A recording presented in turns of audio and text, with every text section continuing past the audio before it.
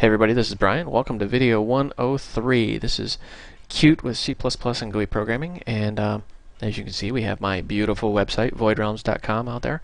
You can find the complete video tutorial plus source code at no charge out on my website. So before you bombard me with emails, go to voidrealms.com and get it. I know it's been a while since I've done a video, so I kind of feel like I owe you guys a little bit of an explanation as to where I have been. As you can see, there's me on one of my happier days. I love that shirt. There's no place like 127001. Yeah, no place like home. A couple of you nerds out there chuckled. Everybody else was like, huh? Anyways, you can see I have all these certifications behind my name. I'm actually a programmer along with being a network administrator, and I have quite a few years of experience behind my name. I got a new job. I am now management. I'm this guy. Gunnery Sergeant, I don't remember his name, or Full Metal Jacket. Anyways, I've got about 2 teams underneath me, and I'm learning the management ropes, and it is quite challenging. And on top of that, I have to get a Cisco CCNA certification within 6 months. I've never touched a router or switch at that level before, so this is proving to be quite a challenge for me.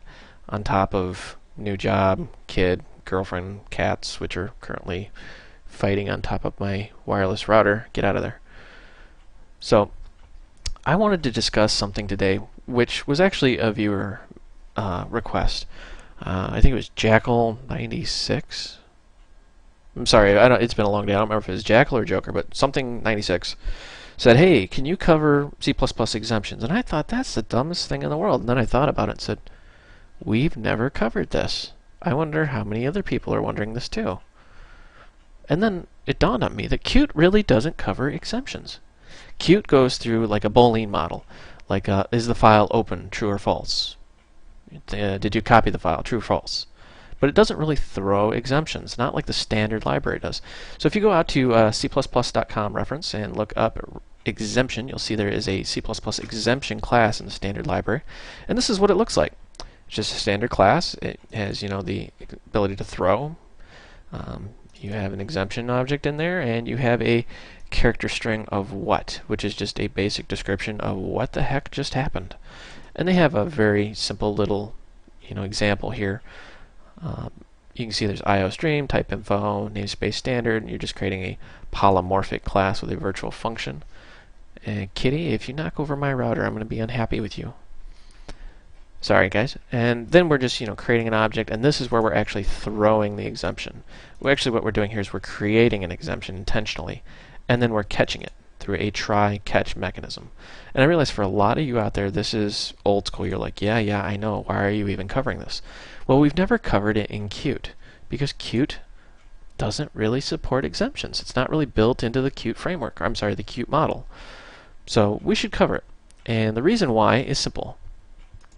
That is my shower. Or let me explain better. That is what was underneath my shower. See, programs are a lot like houses. You need a solid foundation to build upon, because if you don't, things fall apart rather quickly. And I'm not going to bore you with the details, but I spent a good 2 weeks fixing my shower. I had to rip the whole thing out. Let me back up here. Yes, that's PVC pipe. And this wood thing. I mean, this whole shower was supported by a 2x4. There's the shower drain. What happened is I got into my shower one day and my foot went through the bottom, and I'm like, oh great. Well, I found out why. There's no foundation. You can see the wood's totally rotting, and you can see there's some mold. And here's a little close-up. Gosh, I was so pissed off. I called that contractor and chewed him out. But, this is what happens when you don't do the job right the first time. You can see there's mold, water damage. I mean, this has been going on since I remodeled my bathroom 4 years ago. So I ended up ripping the entire floor out, putting new floor joists in, putting a new floor in. Here's another shot of the floor. This is what was holding up the entire shower. Now I'm showing you these not so you can listen to me gripe and moan about my shower, but this actually mimics how a lot of software developers will build their programs. They build a shoddy foundation, the entire thing's propped up by one chintzy little slapped together hack, and then they just hope it works. And this is, me doing it right, rebuilding the entire thing, did all this, my girlfriend helped me, and we just did it right. We got the walls up and everything. But point being, if you don't build it right the first time, you're going to suffer. And I'm sure, being in Qt, you guys have probably worked with this enough to know that you mess up, you throw errors. So we're going to make a console application. We're going to call this errors. Put it in the usual location, and I have to apologize if my typing is kind of slow. I actually have not done a tutorial in what feels like forever, and I'm really dying to get back into doing tutorials. The following over exists. Let me pick a different name. Sorry about that. New project, blah, blah, blah, blah. Console application. What should we call this? Example error. Yeah, my day has been just so chaotic. I mean, for example, I had an argument with the janitor of all things. The janitor. He was all mad because I didn't recycle correctly, so he dumped a bunch of trash on my desk. And I'm like, really, dude? Trash. Come on. Alright. Big fan of copy and paste, so right off the bat we're just going to save a few seconds of time here and put in Qdebug and QString. We've got just our standard application here, and we're going to make a test function. And then we're just going to call that test function. No black magic here. And we're just going to say Qdebug. Now, Qdebug is something I want to cover in future tutorials. Qdebug is invaluable as a debugging tool when you get into graphic programming. You can actually have a console window spitting out Qdebug messages while your GUI is running, and you can turn that on and off at will. It's actually pretty slick. Okay, I'll say hello world. Get out of here, cat. Sorry, my cat thinks it's playtime all of a sudden. So just real simple, let's give this a good build and run. Tick tock, tick tock. There we go. Very simple, very easy application. You've seen this a million times. Now, like the shower, something could horribly, horribly go wrong. For example, let's just throw an error. This is called throwing an error, in case you haven't seen this. We'll say no. Now what throw does, in case you've never heard of it, is it throws an error, meaning it creates an error. You're intentionally causing a problem. Kind of like the contractor did in my shower. Sorry, I'm still kind of mad about that. And this is what happens, and you've probably seen this in your programs before, when something goes very, very wrong. Debug error, blah, blah, blah, blah, blah, and it says, do you want to abort, retry, or ignore? And if you have specific SDKs or programming tools, it'll say, do you want to actually go in and debug the application? That's something we're not going to cover in this tutorial. It's a little advanced for right now, but we will get there. For right now, we're just going to abort. The problem is, your program just stopped. So if you're in the middle of running, like, I don't know, your taxes or saving the world, curing cancer, staving off a zombie apocalypse, well, all of that just came to an abrupt end, and you have to restart your program all over again. That can get very, very bothersome. So what we have is what's called a try-catch mechanism. Try means anything in this block we're going to attempt. Catch, anything in this block is where we're going to catch it. Think of this like baseball. Try is going to throw it out there. Throw is probably a bad word. It's going to pitch it out there, and then we're going to catch it. Now, if an error is thrown, for example, we're going to raise that error. We're going to catch it here. Think of this code block as a mini function in itself. This is where we're going to catch the error. We're just going to say Qdebug, and we're going to give the what will now be known in infamy as the Windows catch-all. Unknown error has occurred. I'm sure you guys have seen that a million times. So let's actually get that out of there. So very standard, very simple. Now you kind of, if you're new to error handling, now you're kind of going, I understand what happens now whenever I run Windows 95 and it pops up and says unknown error. That's exactly what's going on. Something happens, and the developers did what's called a catch-all. That's what these three little ellipses are. A catch-all, meaning anything is going to drop into here. I should say any unhandled exemption. You'll see what I mean in a minute. No, kitty, don't bite the USB. That's bad. I mean, these cats are just all over my desk because I haven't been here. Now you see, same program, but it says unknown error has occurred, and it's still running. So, what we could have done is hello world, and let's just say glad, help if I can spell glad, that's over. And let's actually change hello world to starting.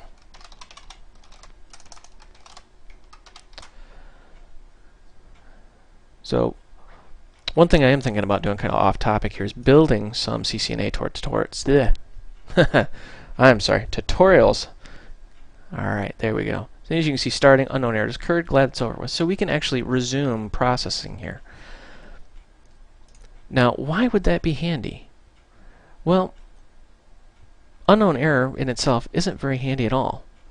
Notice how we're throwing out this no. So let's say the cat ate my homework.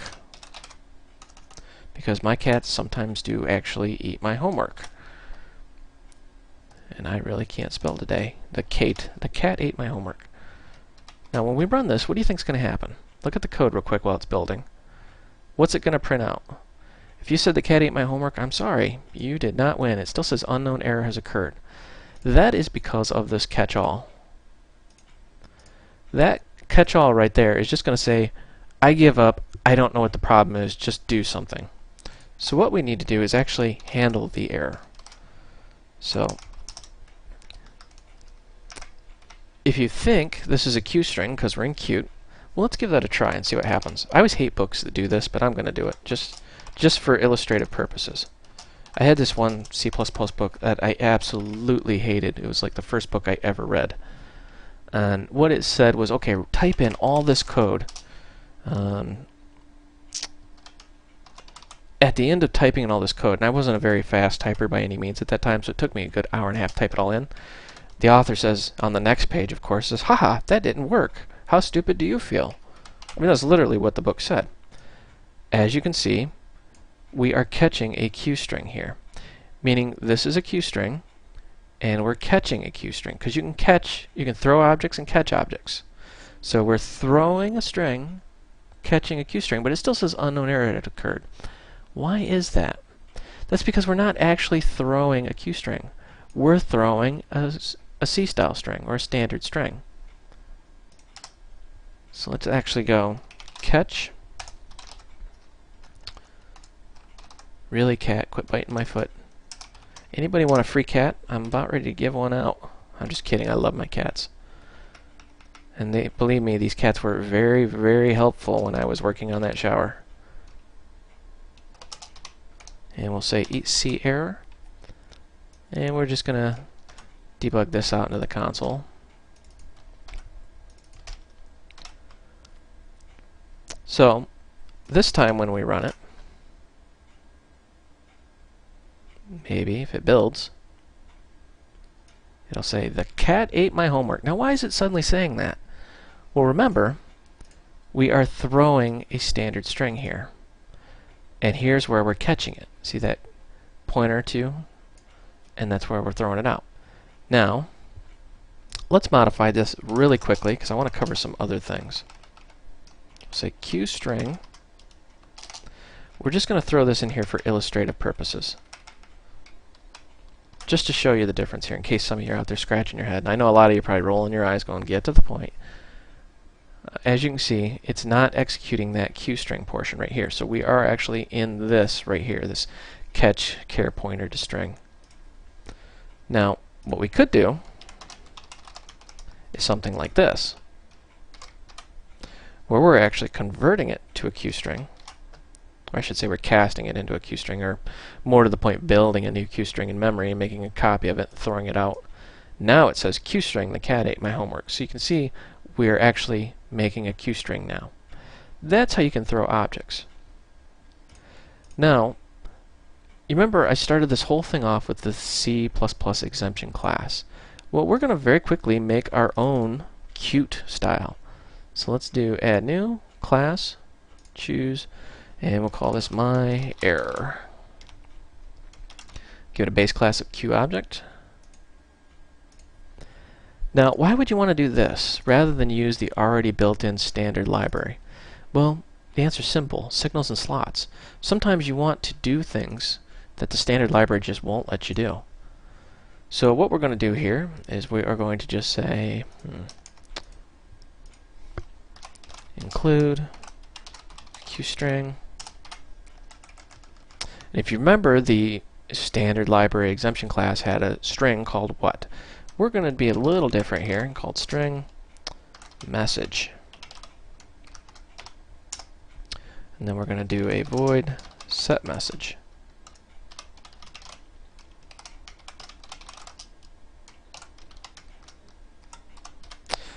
So now we have a class that we can store a string in. And of course, being a class, you can put just about anything in here. You can put other classes.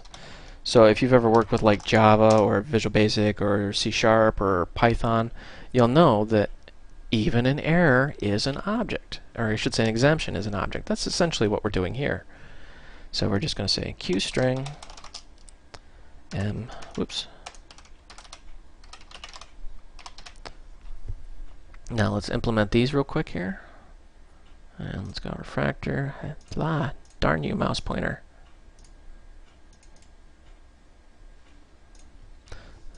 Now we're just going to return it. So we'll say return.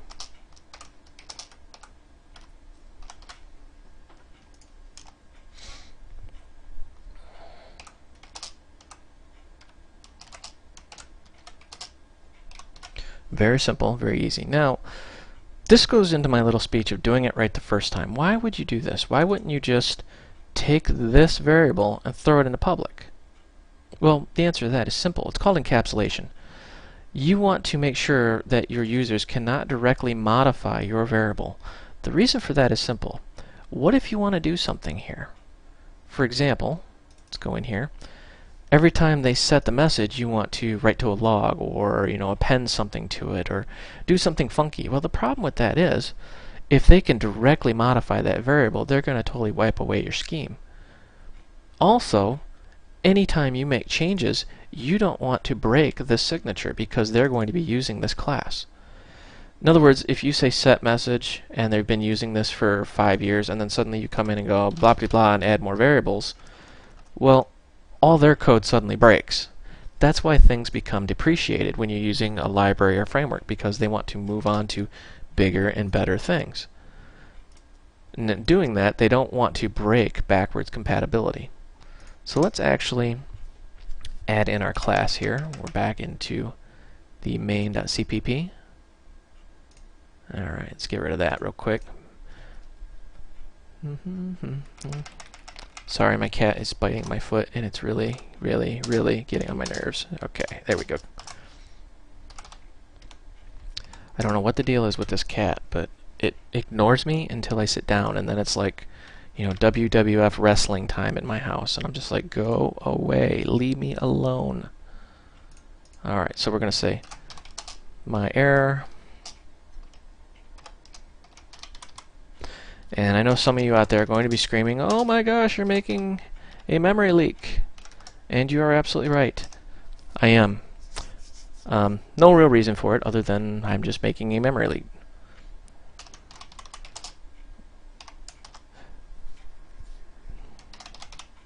Set message, and we're just going to say LOL. Now we're going to throw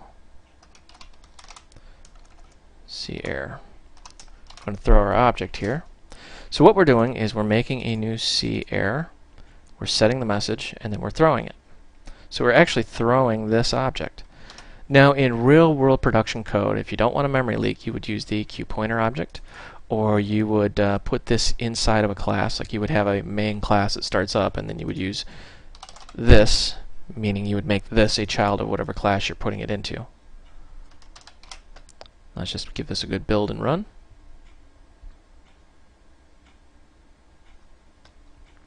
Because we've added a new class, it's going to take slightly longer to build. And it says unknown error has occurred. Well, we're throwing our CError. We gave it a message of LOL. Why is it saying unknown error occurred? Well, that's simple. We haven't caught it. We haven't handled it. So just like we handled these other things, we have to do this. You notice how it says unknown error. This is our catch-all. So it goes through this entire stack. It says, is it this? No. Is it that? No. Is it this? No. Then it's an unknown error has occurred. But we know what this is, so we're going to say my error, and we're going to just call this CError message. You try to give your variables distinctive names just so you don't get them confused. We'll call this my error. Now when we give it a build and run, operator could not be found. Oh yes, because we didn't do any operator overloading, which kind of goes out of the scope. So what we're going to do here is just say message.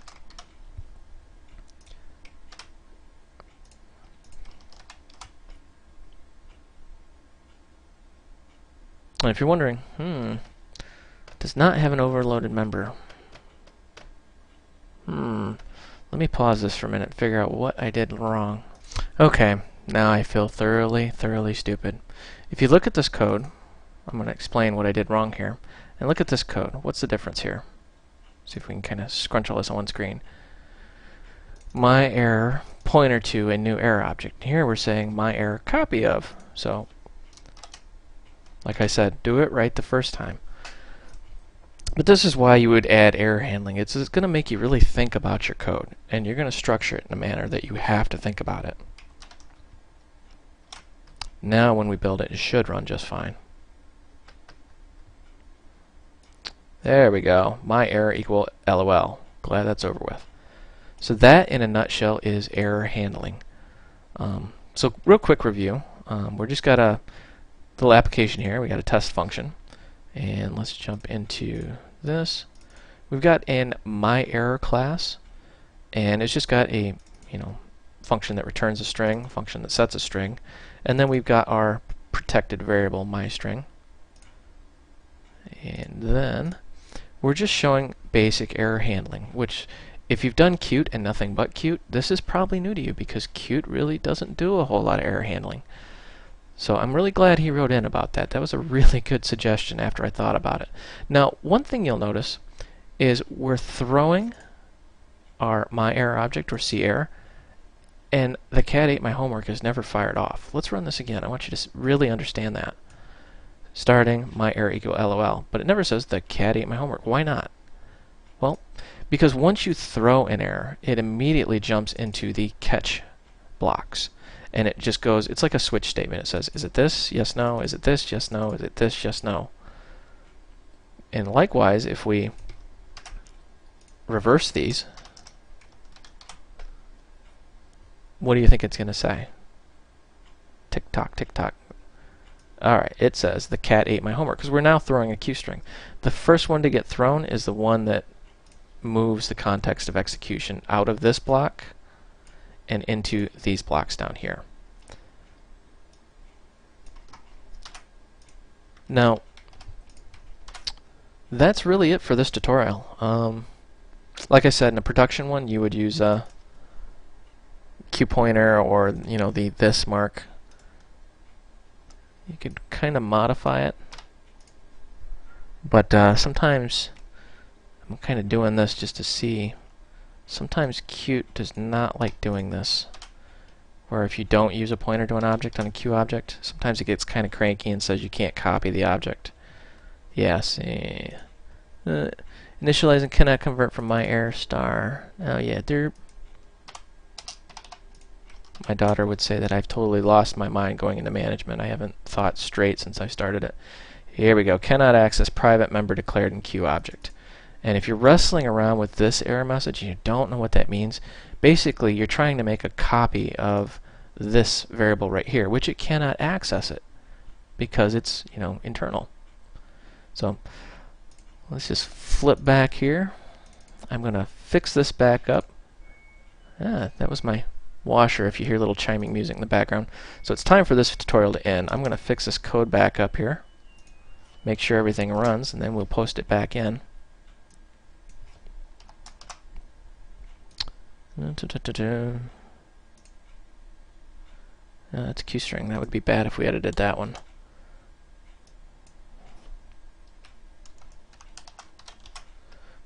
Let's rerun this. There we go. Now life is good again. Now you know why I made that variable as a pointer rather than as a non-pointer value, because you cannot copy an internal object without doing cloning, which is an entirely different ball of wax. C++ is a very complex language. Anyways, this is Brian. Thank you for watching. I hope you found this tutorial educational and entertaining. Once again, check out my website, voidrealms.com. This source code plus the source code to, I believe, almost all my other tutorials is out there at no charge. I have to apologize. I'm going to be kind of offline for a while. I've really got to crank out this CCNA because, well, you know, management came with a little bit of a pay raise, but a lot of responsibility, and I have to get this. I'm contractually obligated to get a CCNA within 6 months, and the clock is ticking. So if you don't hear from me, and, you know, if you're sending me emails, or if you've sent me an email within the last 3 or 4 weeks and I haven't gotten back to you, well, I'm sorry. Work has to come first. So keep the emails pouring in. I will get to them eventually. Talk to you later.